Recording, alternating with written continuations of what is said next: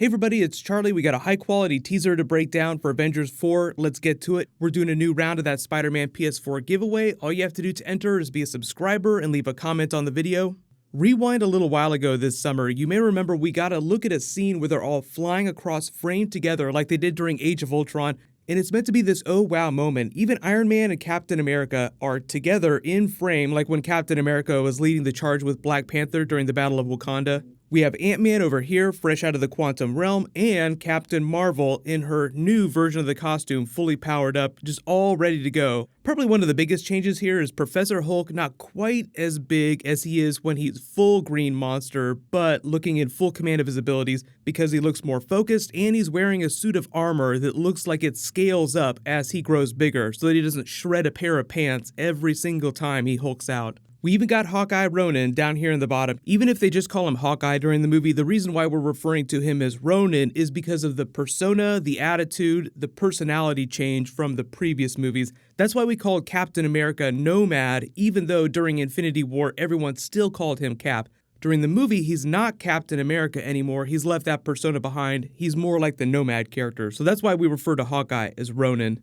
But when that came out, a lot of people wondered if it was fake because nobody knew where it had come from. Like, people were trying to pick out things in the background. This is really just meant to be a starfield. Like, there's nothing behind them here. This is just meant to be a battle on what looks like the remains of a planet similar to Titan. Like, you just look at these jagged edges here in the rocks, and they look very similar to the terrain of Titan, even though the color's a little bit wrong. And then in other concept art, there was Thanos with a giant sword. His armor was back on. He was still wearing the Infinity Gauntlet, and it had been repaired. But remember, this was meant to be concept mock-ups of a big scene that they were working on for special effects. So any of that can change a little bit in post-production. But a lot of people just felt like this was something that we weren't going to see during the movie until we got a look at the reshoots that they're doing behind the scenes. So within that, you have Black Widow with longer hair that's like a bit red and blonde at the same time, which looks exactly like her hair in this concept art here. We have Cap with no beard. I think we all assumed that he was going to go back to looking like regular Cap, even if his costume was going to change.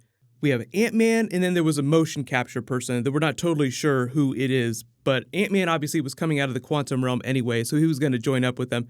But there was a big question about when that scene was happening, but it does seem to confirm some of the authenticity of what's going on in this image here in terms of costume and style change.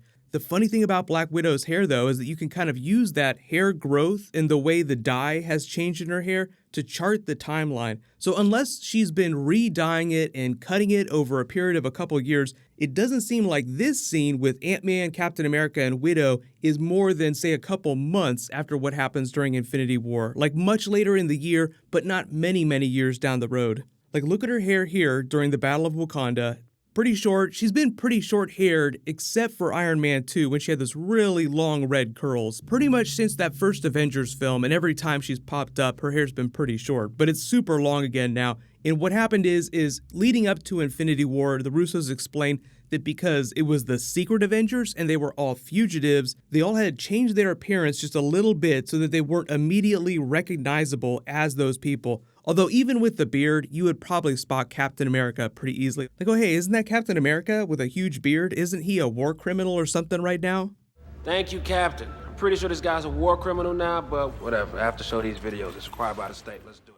So as part of that, the Russos explained that they wanted Black Widow to dye her hair blonde to just denote a big change in her personality, in that her circumstances had changed a lot. Like, I've been through a lot of shit. Like, even Captain America's costume is all torn up and frayed, which I'll talk about in a second, because that gets into the scale armor that we see during this high-quality concept art. Now confirmed, the Ronin costume is just meant to be stealth gear. Like, if you look at the Age of Ultron costume, he's still got some of the purple highlights, but he's slowly getting darker and more practical. But now that he's on the run, hunting what seems like Skrulls based on the descriptions that we've heard, he's just wearing his full-blown Ronin armor because, I mean, it's basically ninja armor, meant to be super stealth. A couple of the characters still look like they haven't had any real significant costume upgrades or changes. I've already talked about why that's important for Iron Man's character arc, because even though they come together as heroes, as full-blown Avengers in this scene here, most of the movie is him still being broken by Spider-Man's death and everything that's happened.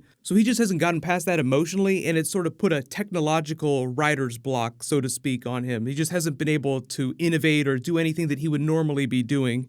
No real significant costume upgrades for Thor that we can see. Maybe he washed that eye out that Rocket gave him. I hope that he washed that. No real significant change to Rocket's appearance. That's not a big surprise. The big thing that they upgrade with him movie to movie is typically the weapons that he works with. Hopefully Shuri will help him out with that if he doesn't go back to the Dwarven Space Forge. We all kind of knew that Cap was going to get a scale armor eventually, but most of you noticed the Easter egg in previous movies, like especially Infinity War, when you see it really up close. It's the same armor from Civil War he's been wearing this whole time, except he's darkened the star because he's not Captain America anymore, and he doesn't want to be quite as identifiable. It's more of a stealth version of the costume, but he's painted over some of the aspects, and it's just gotten dirty with wear. Like it's just literally been wearing it this whole time, so it's just been breaking down slowly.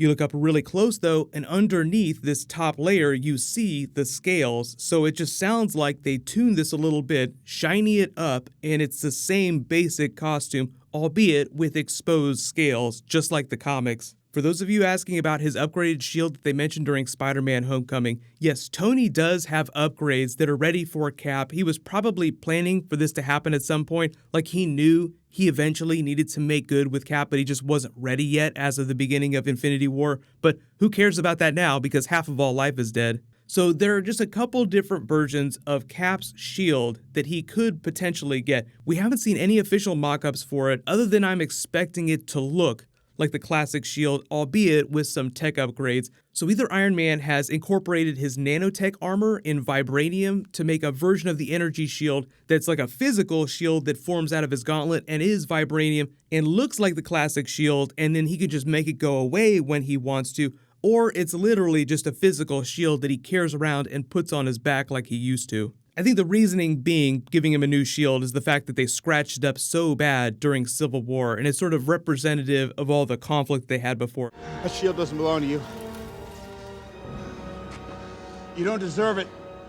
My father made that shield. Tony walking that back and telling Cap that he does deserve it is them saying that that's all water under the bridge. Get that man a shield. It really does look like Hulk got some vibranium upgrades to his costume here, because I suppose there's fabric that Iron Man could create that would expand with Hulk as he gets bigger, but you have to imagine that all the clothing that they wear in Wakanda, at least on a certain level, the elite characters, is all made from vibranium weave. But I don't think that they've incorporated any of that special kinetic energy absorption that they have to Black Panther's costume. It would be hilariously redundant if he wore armor that absorbed damage.